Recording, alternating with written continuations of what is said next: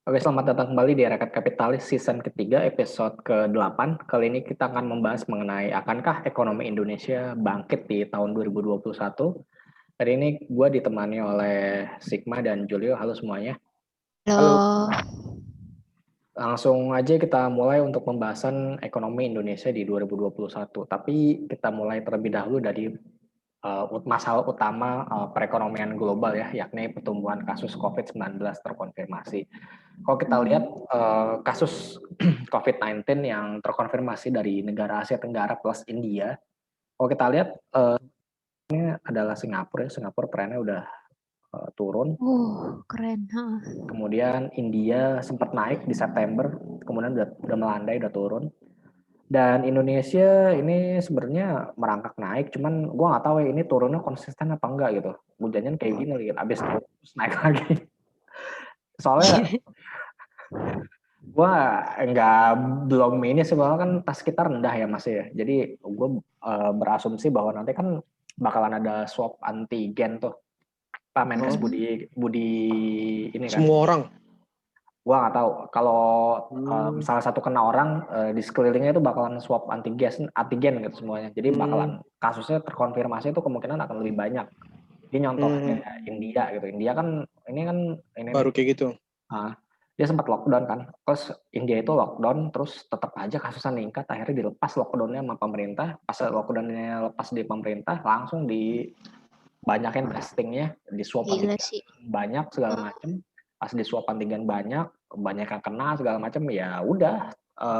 Tapi gimana? Gue nggak tahu ya unit kesehatannya di India tuh kayak gimana gitu. Mungkin apakah mereka kewalahan atau kayak gimana. Kalau Indonesia kan kewalahan ya. Kalau untuk nanganin kasusnya kayak gini udah kewalahan gitu loh. Gue nggak kebayang nanti pada saat kasus terkonfirmasi itu lebih banyak daripada saat ini gitu. Itu yang harus dipersiapin sama pemerintah sih. Dan pada saat India itu udah mulai banyak, ya karena udah hampir semuanya merata ya yang dites, jadi konfirmasinya itu lama-lama makin turun. Mereka benar-benar dikawal gitu ya, maksudnya ya paling nggak bisa pertahanin segitu dari grafiknya nih. Iya, itu yang maksud gue, yang makanya Indonesia nyontoh India yang bagian yang itunya gitu. Makanya si Pak Budi Gunadi Sadikin nyontohnya di situ gitu. Makanya dia pakai swab antigen, bukan kalau pakai PCR kan lama ya. Kalau swab antigen kan lebih cepat lagi. Nah, terus kalau lihat Malaysia juga sebenarnya naik, cuman dia udah turun lagi sama kayak kita ya, mirip-mirip, cuman turunnya di Malaysia lebih drastis. Itu Malaysia gila banget ya. Makanya kok drastis banget ya. Ini per million people ya, per 1 juta penduduk. Per 1 juta penduduk. Kalau dia tesnya lebih banyak sih mungkin aja ya. Kalau tesnya lebih banyak. Masalahnya kan kita tesnya masih under testing nih, masih terpusat di DKI Jakarta kan. Maksudnya daerah-daerah lain tuh tesnya tuh belum masif banget itu. Kalau misalnya masif banget, gue yakin nih bisa melonjak lagi sebenarnya. Mungkin ya. Berarti itu kayak sampel doang apa gimana ya? Enggak sampel sih. Jadi dari 1 juta orang, maksudnya berapa orang yang terkonfirmasi COVID-19 gitu loh. Kayak iya, gitu. berarti ini 120 orang dari sejuta. Kalau Indonesia gitu. tuh 40 orang dari sejuta. Kayak gitu. Per million. Nah, terus juga konfirmasi kematian kita kan yang paling tinggi ya.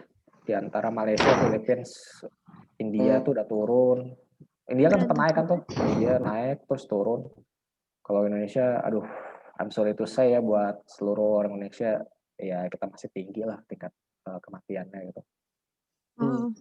Walaupun udah slightly turun. Iya, walaupun slightly turun, tapi kita masih paling tinggi di antara yang lainnya. Kemudian untuk pemberian vaksin ini juga Singapura yang leading ya. Data negara lain belum ada. Ini kebetulan dari Our World in Data ya. Yang lain sih baru yang ada cuma Indonesia sama India doang. Kalau mau lihat berapa perkembangan testing kita per hari ini, itu sebenarnya bisa dilihat sih. Bentar ya. Aduh, ininya malah WhatsApp lagi. Udahlah, gak usah. Soalnya kelihatan Pak WhatsApp Bapak. Yang kelihatan screen WhatsApp gua. Udahlah, nanti aja lah. Oke. Kemudian Bapak sama bandar-bandar saham bahaya tuh. Janganlah. Kemudian kita lihat pertumbuhan ekonomi Indonesia ya. Sebenarnya kalau kita lihat Iya, ekonomi Indonesia memang 5% aja dari tahun ke tahun. Cuman pas kuartal pertama 2021 tuh mulai turun 2,97 dan puncaknya di kuartal kedua 5,32% turunnya. Kemudian di akhir tahun minusnya 2,07%. Ini pertama kalinya sejak 98 ekonomi Indonesia minus 3 kuartal berturut-turut. Iya. Tapi ini better than estimate kan? Ya, slightly Iya sih. kayaknya. Cuma slightly doang. Iya. Nggak Lumayan lah, Pak. signifikan. Tapi yang perlu diperhatikan ini ya, maksud gue kita tuh naiknya tuh nggak signifikan kalau gue bilang dari 5 ke 3,5 terus ke 2.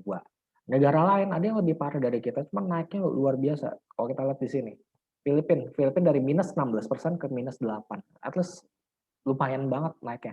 Malaysia dari minus 17 ke minus 2. Bayangin sama kita dari minus 5 ke minus 2. Kan ibaratnya jauh gitu loh, maksud gue untuk yang secara kuarternya ya, maksud gue. Kemudian Singapura Malaysia lumayan banget tuh nih. Iya, kemudian Singapura dari minus 13 ke minus 3,8. Kemudian Thailand minus 12,1 jadi 6,4. Paling lambat sih. Iya, maksud gue Indonesia tuh paling lambat itu loh. Kalau misalnya dari minus ke 5 jadi minus 0,1 itu bagus menurut gue. Cuman ini masih minus 2 berarti belum terlalu optimal menurut gue sih. Kalau gue lihat-lihat di sini ya, dibandingin negara ASEAN yang lainnya, ini kan ASEAN 5 nih. Indonesia, Filipina, Malaysia, Singapura, Thailand. Iya, memang Malaysia gila banget itu. Iya, Malaysia luar Dari biasa minus aku 17 bilang sampai minus 17 ke minus 2,7. Kemudian untuk Vietnam tetap jadi dia anjir. Banyak invest ke sono ya.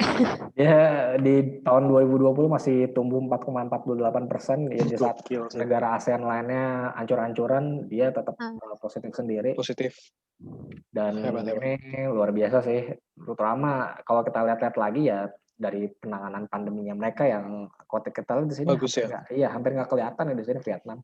Jadi memang kuncinya ya pengendalian dari pandemi ini sebenarnya kalau Vietnam tuh kayak underdog gitu ya maksudnya. Iya. Diem-diem ini aja. Diem-diem gitu ya kan. Itu yang maksud gue apa ya udahlah kita memang udah kalah gitu lah. Kita mungkin mencontoh dari apa yang dilakukan India, ya udahlah mau gimana lagi gitu. Kemudian kita lihat nih ekonomi India ini lebih, maksud gue ini kuartal 3 ya. Ini kuartal 2-nya minus 23,9%. Kuartal 3-nya minus 7,5%. Perbaikannya luar biasa kok menurut gue. Perbaikannya luar biasa. Lompatnya jauh gitu. Dari minus 23,9 ke 7,5 tuh lompatnya jauh banget kok menurut gue sih. Jadi India nih benar-benar membuktikan bahwa pada saat penanganan pandeminya bagus, ya ekonominya melesat gitu loh. Cuman dia udah kecolokan parah banget sih Pak itu di minus 23. Wah, ini bukan kecolokan lagi, Wok. Ini udah parah banget ini mah. Iya. Minus 23,9% tuh gila menurut gua. Gila. Seperempat ekonomi lo hilang. Iya kan? Iya. Seperempat ekonomi lo hilang. Kemudian ya kalau kita lihat PMI manufaktur ya, Indonesia bukan masih sih, tumbuh yang paling tinggi sejak 6,5 tahun terakhir. Yakni 52,2 untuk PMI-nya. PMI itu kalau di atas 50 berekspansi, ada perbaikan. Kalau di bawah 50 tuh berarti nggak ada ekspansi untuk manufakturnya. Dan ini yang paling bagus. Iya, kontraksi. Ini yang paling bagus sih untuk manufaktur PMI-nya. Meskipun PMI-nya udah mulai perbaikan ya, bagus gitu. Cuman kalau kita lihat penjualan retailnya masih lesu ya. Kalau kita lihat penjualan retail masih parah banget. Jujur gue dulu pernah jadi analis retail juga dan emang merhatiin banget penjualan retail year on year gitu loh. Biasa tuh penjualan retail year on year itu minus, hampir nggak pernah minus kalau gue lihat dari dulu sebenarnya. Paling minus kalau cuma 0,5, terus naik lagi 3%, 4%. Emang semenjak 2000 berapa ya? 2015 sih emang penjualan retail kita nggak begitu bagus sebenarnya. Terus pas kalau penjualan retail ini berarti belum masukin yang kayak penjualan kayak di e-commerce gitu ya? Ini survei, Mbak. Oh, survei. Iya, survei dari Bank Indonesia. Oh. Perjualan retail itu. Gua agak lupa sih ya, maksudnya detailnya kayak gimana. Intinya sih ini perjualan retail itu. Gua nggak tahu e-commerce dimasukin ke sini apa enggak, gua nggak tahu. Sih harusnya. Ya masuk lah itu. Gua kurang tahu sih. Bukannya kalau kalau di GDP sih kayaknya terakhir belum Belum dimasukin masuk kan? GDP Setahu gue belum sih. masuk di GDP ya. Mungkin belum masuk kali gue rasa. Iya. Mungkin agak bias juga sih kalau misalnya dimasukin atau gimana gitu. Gua nggak ngerti ya. Bisa jadi. Terus akhirnya ini minus 19,2%. Ya gua nggak tahu ya di 2021 Januari ini kayak gimana gitu. Ini data per masih Desember kalau nggak salah untuk penjualan retail. Desember. Kemudian untuk pertumbuhan kredit, nah ini pertumbuhan kredit untuk pertama kalinya minus lagi ya. Gue lupa terakhir kali Jeblok kapan. lagi. Iya. Maksudnya ini minusnya makin dalam 2,4% dari sebelumnya cuma 0,47, 1,4, 2,4. Ya gue harapin sih mungkin di Januari atau Februari udah mulai meningkat lagi ya pertumbuhan kreditnya. Cuman ya itu masih butuh kerja keras banget sih emang. Terus inflasi kita juga melambat dari 1,68% di Desember year on year menjadi 1,5 di Januari 2021 year on year-nya. Ya, jadi percuma ya sebenarnya udah bagus-bagus 1,242, 44, 59, 68 turun lagi 1,55. Mudah-mudahan mudah-mudahan Februari bisa lebih bagus lagi ya. Ini month on month ya? Yang Januari. Year on year. Oh, year on year. Year on year Januari 2021 ke Januari 2020. Oh, oke. Kemudian cadangan devisa kita memang meningkat, cuman cadangan devisanya itu dipengaruhi oleh penerbitan global bonds pemerintah dan penerimaan pajak. Ya intinya cadangan devisa kita meningkat karena pemerintah nerbitin obligasi lah ya. Jadi bukan karena kegiatan ekspor impor kita yang luar biasa banget sebenarnya sih. Terbantu dari penerbitan global bonds. Oke. Dan kalau kita lihat ekspor impor kita sebenarnya ya kalau ngeliat ekspornya sih bagus ya. Mana on mana 8,39% di Desember, kemudian year on year-nya plus 14,63%. Tapi yang perlu kita lihat di sini adalah si nilai impornya. Nilai impor mana on mana udah mulai ada peningkatan ya. Kalau kita lihat di Desember itu 14%, kemudian secara year on year-nya minus 0,47%. Biasanya di tahun-tahun sebelumnya itu impor itu pertumbuhannya lebih tinggi daripada ekspor. Biasanya kayak gitu. Berarti kalau kita bisa kita simpulkan di sini bahwa impor kita ini masih belum pulih lah untuk menggerakkan konsumsi kita. Gue sih kayak gitu ya mikirnya ya. Iya masih pada ini tahan. Soalnya kita lihat dari nilai impor bahan baku penolongnya juga masih minus 2,02% year on year. Emang mana on mana udah bagus sih 14,15%, cuman year on year masih minus 2,02. Ya Januari mudah-mudahan ada perbaikan lah atau lebih bagus lagi. Pertambangan ini ya bagus ya untuk ekspornya 11,2. Ya kalau ekspornya lumayan bagus ya. Year on year 4,26. Migas sih ya, migas pasti turun sih. Pertanian lumayan, ya, industri pengolahan juga lumayan. Cuman ya ini konsumsi kita mana on mana emang melonjaknya 31,89, cuman year on year masih 3,87. Nah ini adalah neraca perdagangan kita surplus 2,1 miliar dolar. Akhirnya surplus lagi setelah sekian lama negatif.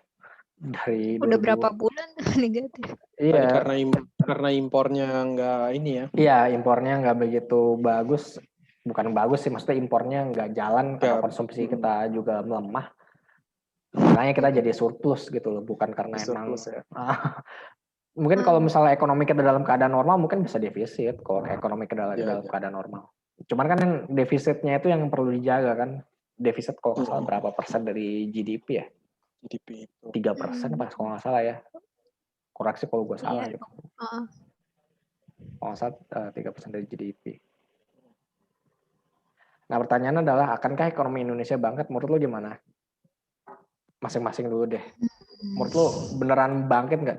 Kalaupun bangkit, kira-kira ekonomi kita nih tumbuhnya sampai seberapa persen lah kira-kira? Bangkit sih kayaknya belum ya. Menurut lo belum? Ya paling kayak kan kalau tadi kan gitu maksudnya. Kalau tadi kan paling per kuartal itu cuma tumbuh 1% gitu kan ya, 3 kuartal berturut-turut. Ya paling sih kayak masih, kalau gue sih mungkin masih bisa bertumbuh sekitar 1-2% sih. Berarti positif ya. Positif tapi 1, low base gitu maksud lo ya, Iya. 1,2%. Iya. Terus kalau Iya. lo, Iya, gue pikir tadi si Sigma ngomong negatif. oh enggak. Nah, gue sih setuju sama Sigma. Iya. Kalau ngelihat ininya, ya ngelihat polanya sih kan setiap kuartalnya ada perbaikan tuh dari -5, gue lupa tadi minus berapa, -3 kali, terus sekarang -2. Nah, harusnya sih udah bisa slightly positif sih. Iya, slightly. Berarti menurut lo investment kita nggak akan mampu mendorong ekonomi kita dong ke depan? Oh ya, sebagai informasi aja, ini kan kalau pertumbuhan ekonomi sisi pengeluaran kan consumption, konsumsi, ditambah investasi, ditambah government spending atau pengeluaran pemerintah, terus ditambah net export. Net export ini adalah ekspor dikurangi impor. Itu pertumbuhan ekonomi dari sisi pengeluaran ya. Kalau bagi yang belum tahu, untuk pengetahuan aja. Yang kita mention tadi kan consumption sama net exportnya. Menurut lo emang investasi sama government spending kita kurang gitu untuk mendorong ekonomi kita di 2021? Government spending nggak tahu deh, gue kayaknya apa udah jor-joran belum kan kayaknya ya. Udah jor-joran sih, maksud gue di 2021 menurut lo investment kita menurut lo nggak ada harapan itu, atau government spending kita bakalan yang kayak bansos yang udah disalurin itu masuk government spending. Spending ya, iya juga. Government spending ya. Iya, maksudnya mungkin kalau dari sisi itu sih kayaknya belum maksimal juga sih, dan bisa nambah juga di tahun ini. Iya, berarti bisa ada room buat GDP growth-nya lebih gede dong ya. Iya, cuman kalau menurut lo investment gimana di 2021? Apakah orang sudah SWF apa segala macam itu kan ramai banget kan, saham-saham konstruksi berterbangan segala macam. Menurut lo gimana investment? Sih. 21? Maksudnya kalau misal ngomongin SWF gitu kayaknya belum gimana ya? Belum bisa langsung cepat jadi gitu kan dalam setahun ini. Iya. Itu make sense sih. Maksud gue yaitu investment ya cuma prosesnya doang. Maksud gue ya kita nggak tahu ini bener-bener jadinya kapan gitu. Gue juga nggak begitu optimis amat gitu soal SWF ya.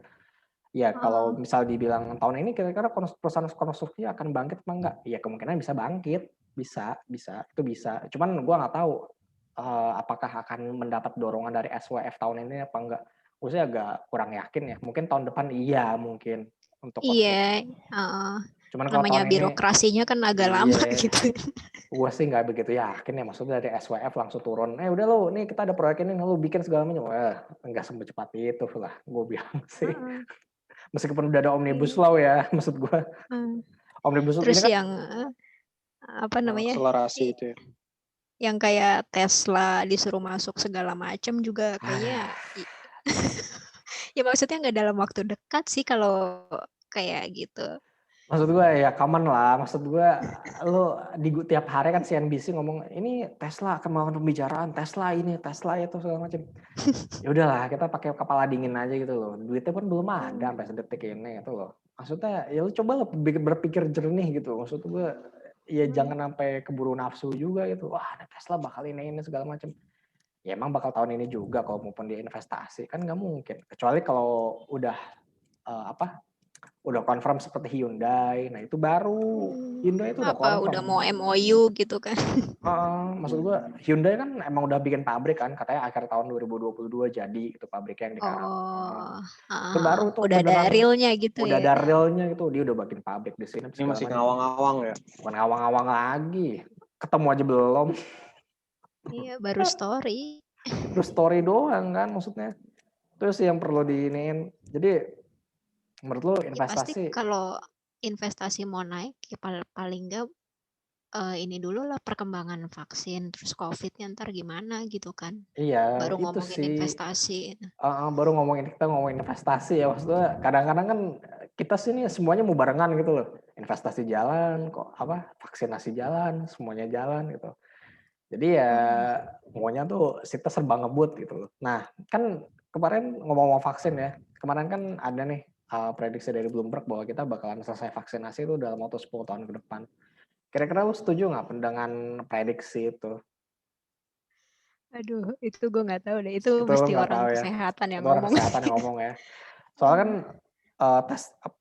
vaksinasi kita itu rata-rata sekitar 60 ribuan sehari gitu. Rata-rata 60 ribuan sehari, dan kalaupun gue nggak tahu ya, gue rasa nih, menurut perkiraan gue sendiri, di dalam beberapa bulan mendatang mungkin testing lagi, vaksinasi mungkin bisa lebih cepat lagi dari 70 ribu, 80 ribu. Iya gitu kan, itu kalau misalnya pakai angka terus 60 ribu, iya 10 tahun, tapi masa iya sampai 10 tahun angkanya 60 ribu per hari, ya kan nggak mungkin ya. Menurut gue sih ya nggak gitu juga sih, cuman ya gue bukan berarti bilang belajar dulu sini sama saya, ya nggak gitu juga sih, maksud gue itu kan ya terlalu gimana gitu ya, maksud gue ya kita buktiin dengan kerja lah, maksudnya kayak gimana gitu. Iya. Yang penduduk kita kan 60% di Pulau Jawa juga ya mungkin itu sedikit lebih membantu kali dengan vaksinasinya, dengan pusatnya di Jawa kan jadi lebih mudah mungkin, atau gimana? Iya. Harusnya sih iya. Yang jelas orang-orang Baduy itu kayaknya nggak perlu divaksin, soalnya mereka 0 kasus. Emang udah isolasi mandiri. Ya itu hebat sekali ya, maksudnya itu yang itu definisi isolasi mandiri yang sesungguhnya, itu lockdown sesungguhnya itu sebenarnya. Iya, siapa juga yang mau masuk hutan ya. Iya, itu yang ada yang mau. Ada yang sih. mau. Lagi kayak gini. Jadi ya itu ya, dari investasi, konsumsi, government spending, net export. Jadi kalau berdasarkan dari pendapat lo berdua sih, kemungkinan Indonesia akan tumbuh bangkit ya, ekonomi kita akan tumbuh, cuman tumbuhnya mungkin sekitar 1-2% ya kira-kira ya. Harusnya kalau disupport lu sendiri sama gimana tuh? Gue sebenarnya sih agak ya, cuman gue mencoba untuk mencoba lebih optimis lah, mungkin 3% kali gue rasa. Mungkin 3%. Kalau gue bilang alasannya kenapa bisa 3%, mungkin dari harga komoditas kita yang naik, mungkin batu bara, CPO, mungkin bisa didorong dari situ. Kalau misalnya harga komoditas kita naik, kemudian volume penjualan kita naik juga ke negara-negara tujuan ekspor, pajaknya bisa bertambah, ya mungkin bisa membantu ekonomi kita, who knows. Gue sih lebih sedikit optimisnya mungkin di situ ya, karena kita ketolong dari harga komoditas gitu. Kalau misalnya harga komoditas kita jeblok, ya sudah, wassalamualaikum warahmatullahi wabarakatuh, udah ekonomi kita. Iya. Kalau misal produksi batu baranya masih bisa stabil gitu ya. Iya, maksud gue ya mau gimana ya, meskipun di banyak protes orang, ya itu backbone-nya ekonomi kita gitu loh. Iya sih. Itulah yang menopang kejayaan negara kita dari beberapa puluh tahun yang lalu. Gimana? Enggak, tadi Julio kenapa, Jul? Gue mau bilang ya bisa improve kalau didorong sama government spending juga sih itu. Oh iya, government spending ya bisa. Ada room di situ. Ada room di situ. Ya asal jangan ada kejadian yang aneh-aneh lagi aja sih ya. Kayak apa tuh? Ya, kayak yang di berita-berita lah. Kayak yang menteri itu. Yang di Twitter ya. Lah, yang di Twitter, di berita-berita, jangan sampai kejadian kayak gitu aja lagi. Ya bukan. Itu di negara lain lah, bukan negara kita lah. Iya sih. Emang mesti dibenerin sih itu ya. Iya, paling itu sih yang akan menolong ekonomi kita, mungkin itu investment ya. Gue nggak begitu yakin ya, mungkin dari inilah, dari cuman ada challenge di pasar modal nih yang apaan tuh? To be continue, masalah itu kasus-kasusan. Lagi banyak sih ya. Iya, itu sih nggak tahu deh gue. Kalau itu sih ya itu mah lain lagi sih ceritanya. Ini kan kita bicara ekonomi real sih, makro ya. Finance. Iya, makro, bukan yang finance. Mungkin nanti kita bisa bahas secara lebih lanjut di episode yang lain mungkin, kalau untuk bagian itu, kalau kita berani ya.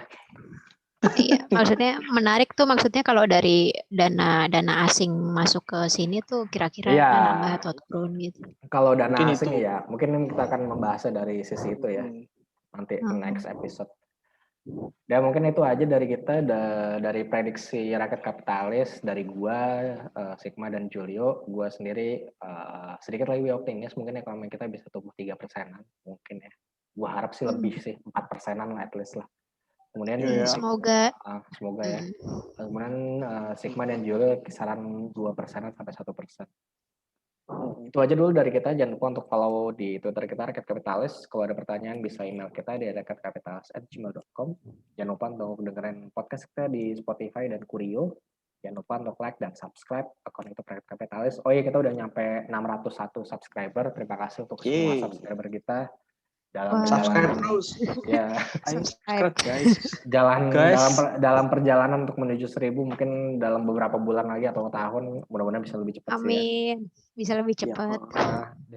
Kita juga mau disclaimer di sini, segala rekomendasi, analisis saham, analisis ekonomi, prediksi kita segala macam merupakan opini kita pribadi. Kita nggak bertanggung jawab atas keuntungan dan kerugian yang Anda alami dari aktivitas investasi yang Anda lakukan. Gua Farhan, Julio, dan Sigma pamit undur diri dulu. Kita akan berjumpa kembali di episode berikutnya. Bye-bye. Bye.